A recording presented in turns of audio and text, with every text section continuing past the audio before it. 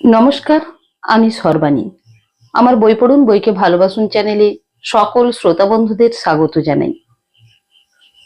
আজ আমি আপনাদের পড়ে শোনাবো আমি পদ্মজা উপন্যাসের পর্ব ৩৫। শুনতে থাকুন। আমি পদ্মজা।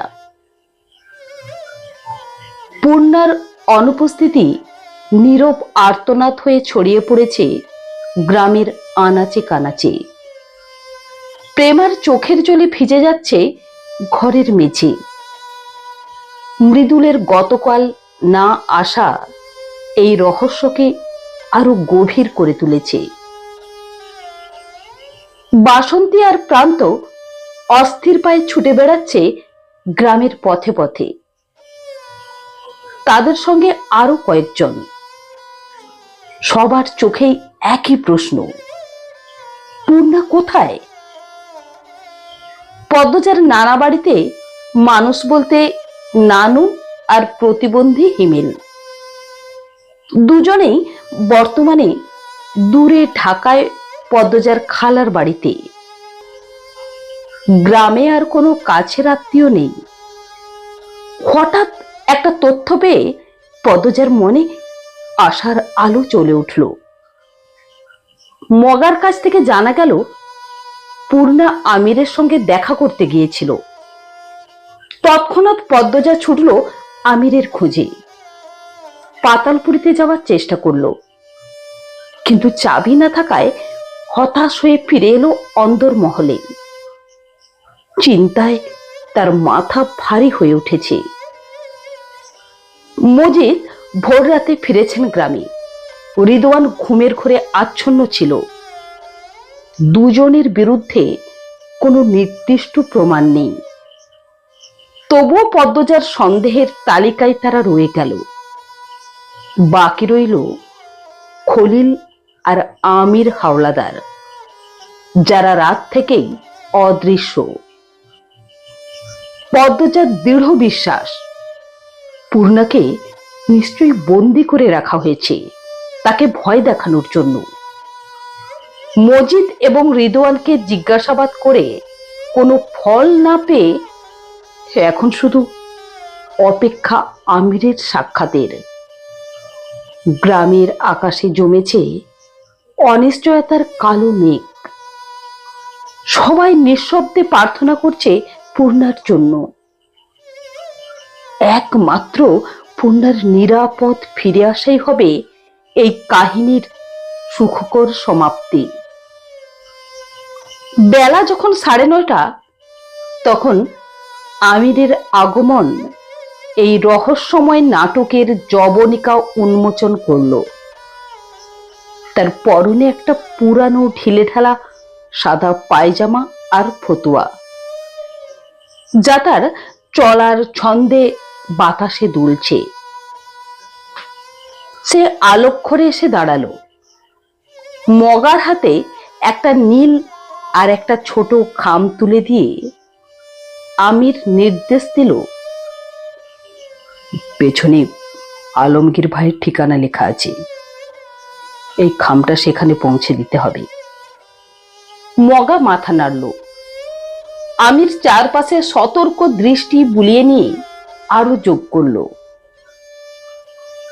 জীবনের বিনিময় হলেও এই খাম পৌঁছে দিবি। দুপুরে খেয়ে যাত্রা শুরু কর। আচ্ছা, মগা সংক্ষিপ্ত উত্তর দিল। আমির চলে যাওয়ার উদ্যোগ নিলে মগা হঠাৎ তাকে ডাকলো, ভাই। ফিরে তাকালো আমির। মগা সংশয়ের সুরে জিজ্ঞেস করলো, পূর্ণা কি গত রাইতে তোমার লোকে দেখা করতে গেছিল? আমিরের চোখ সংকুচিত হয়ে এলো। সে উত্তর দিল, না তো, কেন? মগা অস্বস্তি নিয়ে বলল, পূর্ণারি গতকাল থাইকা খুঁজা পাইতেছে না। এই খবর শুনে আমিরের দেহে বিদ্যুৎ খেলে গেল। সে মেরুদণ্ড সোজা করে দাঁড়ালো। ঠিক সেই মুহূর্তে ঝড়ের মতো এসে উপস্থিত হলো পদ্মজা। তার চোখে চলছে ক্রোধের আগুন। আমিরের দিকে তাকিয়ে তীব্র স্বরে বলল, শেষে আমাকে নিজের দাসী বানাতে আমার বোনকে ব্যবহার করেছেন আপনি? বলুন, পূর্ণা কোথায়? আমির হতভম্ব হয়ে গেল। তার চোখে মুখে ফুটে উঠল বিভ্রান্তি। সে পাল্টা প্রশ্ন করল, আমি কি করে জানবো? পূর্ণা কি তোমার কাছে ছিল না? এই সময় মগা এগিয়ে এসে বলল, ভাই, পূর্ণারে লইয়া বাড়ি তো যাইতাছিলাম, হে পথ তো থাইমা কইল তোমার লগে দেখা করব, পরে নাকি তুমি হেরে বাড়ি তো দিয়ে আইবা।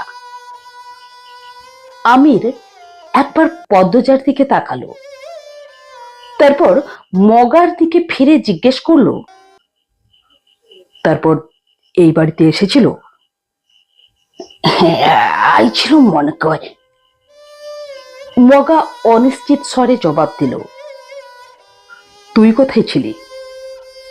মগা মাথা নত করে বলল, বাজারে। গভীর চিন্তায় ডুবে গেল আমির। কয়েক মুহূর্ত পর পদ্মজার দিকে তাকিয়ে বলল, আমার সঙ্গে তো পূর্ণার দেখা হয়নি। তারপর মগাকে জিজ্ঞেস করলো, তুই নিজের চোখে পূর্ণাকে এই বাড়িতে ঢুকতে দেখেছিস?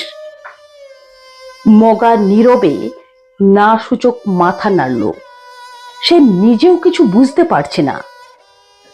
আমির তীরের বেগে ছুটল গেটের দারোয়ান মুত্তালিবের দিকে। পদ্মজার উপস্থিতি মুত্তালিবকে পাথরে পরিণত করল। ভীত সন্ত্রস্ত হয়ে দাঁড়ালেন তিনি। আমির তীক্ষ্ণ কণ্ঠে জিজ্ঞেস করল, পূর্ণা কি গতকাল বেরিয়ে যাওয়ার পর আবার বাড়িতে ফিরে এসেছিল? মুত্তালিব বিনা দ্বিধায় মিথ্যার আশ্রয় নিলেন, না তো, আর আহে নাই। এই উত্তরে পদ্মজার পা যেন গেঁথে গেল মাটিতে। সে যে ধারণা করেছিল পূর্ণা হয়তো আমিরের কাছে বন্দী, তা ধূলিসাৎ হয়ে গেল। পূর্ণাকে খুঁজতে নীরবে বাইরে চলে গেল আমির। পদ্মজা সেখানেই দাঁড়িয়ে রইল, যেন সময় স্থির হয়ে গেছে।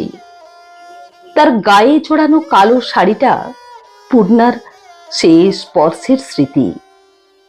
লতিফা ও রিনু এসে দাঁড়ালো তার পেছনে।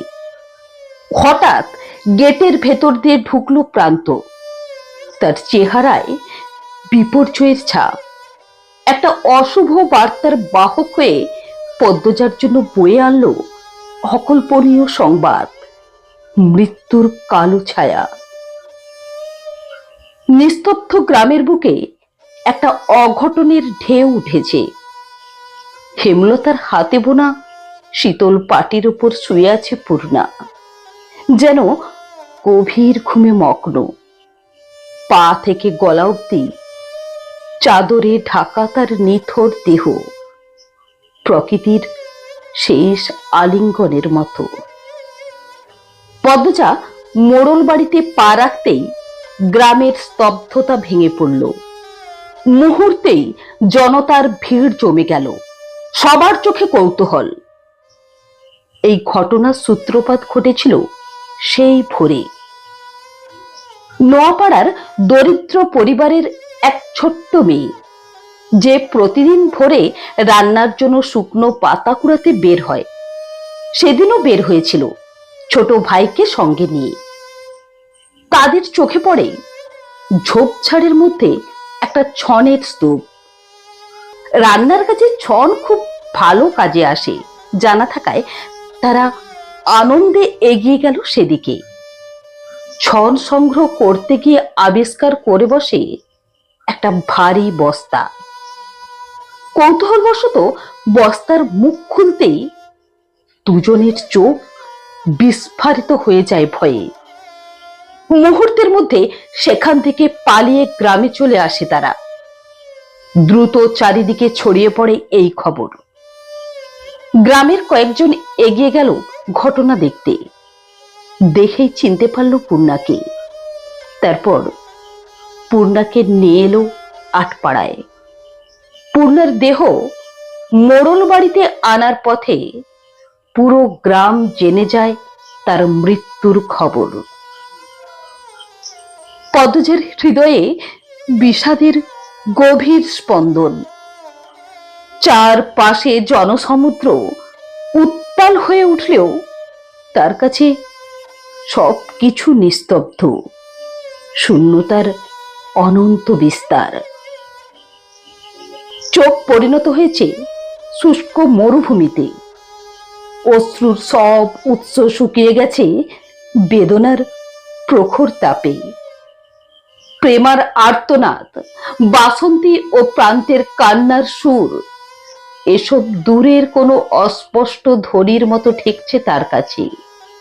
তার সমস্ত সত্তা এখন শুধু পূর্ণার নিথর দেহের প্রতি একাগ্র মনোযোগে নিবদ্ধ।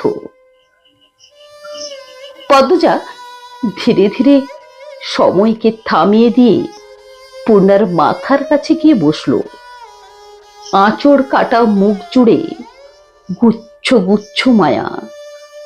সে আলতো করে ছুঁয়ে দিল বনের মুখ। সেই স্পর্শে জীবনের সব স্মৃতি একসঙ্গে ভেসে উঠল। পূর্ণা, পূর্ণা রে, ডাকলো পদ্মজা। সাড়া দিল না। বদলে প্রতিধ্বনিহীন ডাক বহু গুণ বেদনা নিয়ে ফিরে এসে মাথা কুটল তারই হৃদয়ে। পূর্ণা এখন শুধুই একটা নিথর দেহ, যা কিছুক্ষণের মধ্যেই মাটির নিচে চিরকালের জন্য হারিয়ে যাবে। চারপাশে তাকিয়ে পদ্মজার চোখে ধরা পড়ে এক অদ্ভুত দৃশ্য। জনতার ভিড়ে ঘেরা হয়েও সে যেন একা, নিঃসঙ্গ এক দ্বীপে। পূর্ণার একটা হাত নিজের মুঠোয় নিয়ে চুমু দিল। নজরে পড়ল পূর্ণার আঙুলে জড়িয়ে আছে একখানা চুল। ধীরে ধীরে যত্ন নিয়ে চুলটা খুলতে লাগলো সেই, যেন একটা জটিল রহস্যের গ্রন্থি মোচন করছে। লম্বা নারী সুলভ এই চুল দেখে পদ্মজার মনে হাজারো প্রশ্ন উকি দিল। পূর্ণা কি শেষ মুহূর্তে কারো সঙ্গে লড়াই করেছিল?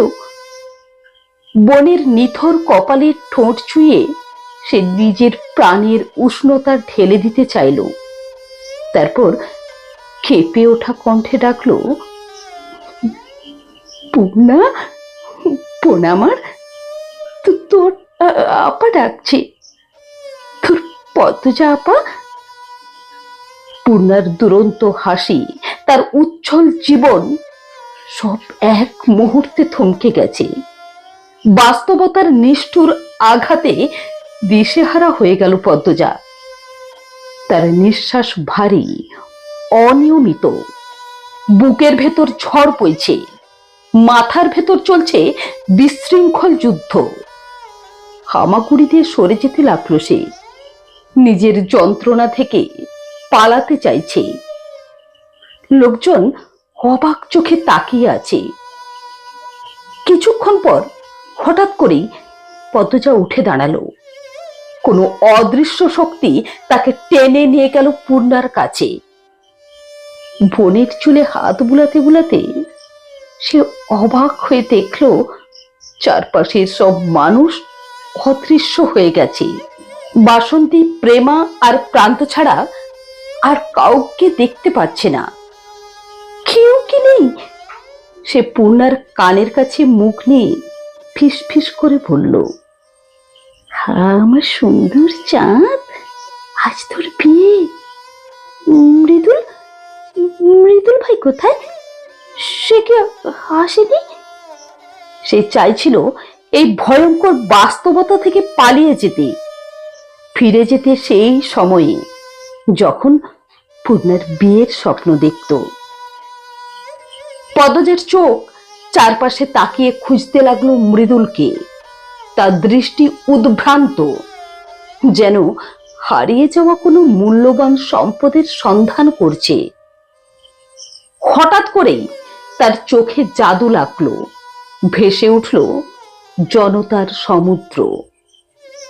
বিস্ময়ে হতবাক পদ্মজা ভাবল, এত মানুষ কখন এলো? মৃদুলের অনুপস্থিতি তার মনে প্রশ্নের ঝড় তুলল। উঠে দাঁড়ালো সে, মানুষের ভিড়ে ঢুকে মৃদুলকে খুঁজতে শুরু করলো। দূরে দাঁড়িয়ে আছে আমির, তার বুক ছিঁড়ে ছিন্ন ভিন্ন হয়ে যাচ্ছে পদ্মজার এলোমেলো অবস্থা দেখে। তার প্রিয় পদ্মাবতীর বুকের ভেতর লুকিয়ে রাখা সহ্য ক্ষমতা আজ ভেঙে চুরমার হয়ে গেছে। এই মুহূর্তে পদ্মজা নিজের মধ্যে নেই, তার চোখে শুধু শূন্য দৃষ্টি, অশ্রুর বদলে নীরবতা তার সঙ্গী। আমিরের ইচ্ছে হচ্ছে পদ্মজাকে বুকে জড়িয়ে ধরতে, যাতে সে অবরুদ্ধ কান্নায় ভেঙে পড়তে পারে, কিন্তু সেই ইচ্ছে প্রকাশের সাহস কিংবা অধিকার কোনোটাই তার নেই। নিজের অসহায়তায় কাতর হয়ে শুধু দূর থেকে দেখে গেল। আমির এগিয়ে এসে পূর্ণার নিথর মুখের দিকে তাকালো। তার মনে নানা প্রশ্ন ঘুরপাক খাচ্ছে।